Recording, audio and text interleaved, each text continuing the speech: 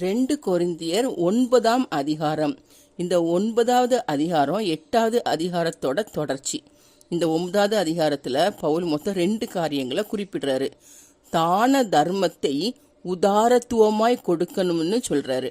2வது உதார குணத்தினால வரக்கூடிய பயனை குறித்து சொல்றாரு. இப்போ ஃபர்ஸ்ட், அகாயாவில் உள்ளவர்கள் 1 வருஷமாக இந்த தான தர்மத்துக்காக ஆயத்தமா இருக்கிறாங்கன்னு சொல்லிட்டு நான் மக்கதோனியரோடே உங்களை குறித்து புகழ்ந்து சொன்னேன். உங்கள் ஜாக்கிரதை அநேகரை எழுப்பி விட்டதும் உண்டு. அப்படி இருந்தும் உங்களை குறித்து நான் சொன்ன அந்த புகழ்ச்சி வீணாய் போகாம இருக்கிறதுக்காண்டி நான் என்ன பண்ணேன்னா, சில சகோதரர்களை நீங்க ஆயத்தமா இருக்கிறதுக்காண்டி உங்ககிட்ட அனுப்புனேன். எந்த சகோதரர்கள்னா தீத்து உடனே கூட சில சகோதரர்களையும் உங்ககிட்ட நான் அனுப்புனேன். எதுக்கு? நீங்க ஆயத்தமா இருப்பதற்காண்டி அனுப்புனேன்.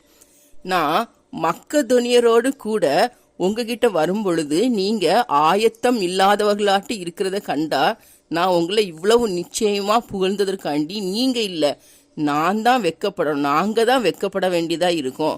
அதனால வாக்குத்தத்தம் பண்ணப்பட்டிருக்கிற உங்கள் தான தர்மமானது லோபத்தனமாய் கொடுக்கப்படாமல் உதாரத்துவமாய் கொடுக்கப்பட்டதா இருக்கும்படியாக அதை ஆயத்தப்படுத்துவதற்காக தான் சகோதரர்களை ஏவி உங்களிடத்தில் முன்னதாக அனுப்புவது எனக்கு அவசியம் என்று காணப்பட்டதுன்னு சொல்லி பவுல் குறிப்பிடுறாரு. நீ அடுத்தது 2வது, சிறுக விதைக்கிறவன் சிறுக அறுப்பான், பெருக விதைக்கிறவன் பெருக அறுப்பான்.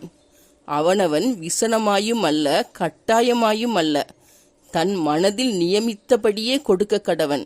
உற்சாகமாய் கொடுக்கிறவனிடத்தில் தேவன் பிரியமாயிருக்கிறார். அவர் பிரியமாய் இருக்கிறது மட்டும் இல்லாம வேற என்னெல்லாம் பண்றாருன்னா, நீங்கள் எல்லாவற்றிலும் எப்பொழுதும் சம்பூரணமுடையவர்களாயும் சகலவித நற்கிரியைகளிலும் பெருகுகிறவர்களாயும் இருக்கும்படியாக தேவன் உங்களிடத்தில் சகலவித கிருபையையும் பெருகச் செய்ய வல்லவராயிருக்கிறார். வாரி இறைத்தான் ஏழைகளுக்கு கொடுத்தான், அவனுடைய நீதி என்றென்றைக்கும் நிற்கும் என்று எழுதியிருக்கிறபடியும் ஆகும். விதைக்கிறவனுக்கு விதையையும் புசிக்கிறதற்கு ஆகாரத்தையும் அளிக்கிறவர் உங்களுக்கு விதையை அளித்து அதை பெருக பண்ணி உங்கள் நீதியின் விளைச்சலை வர்த்திக்க செய்வார்.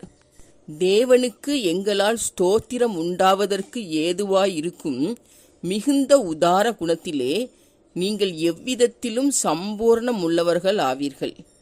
இந்த தர்ம சகாயமாகிய பணிவிடை பரிசுத்தவான்களுடைய குறைவுகளை நீக்குகிறது அல்லாம அநேகர் தேவனை ஸ்தோத்தரிப்பதினாலே சம்பூரண பலனுள்ளதாயும் இருக்கும்.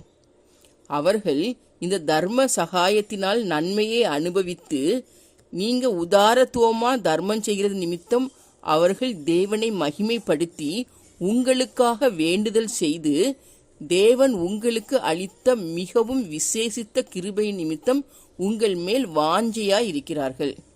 தேவன் அருளிய சொல்லி முடியாத ஈவுக்காக அவருக்கு ஸ்தோத்திரம்.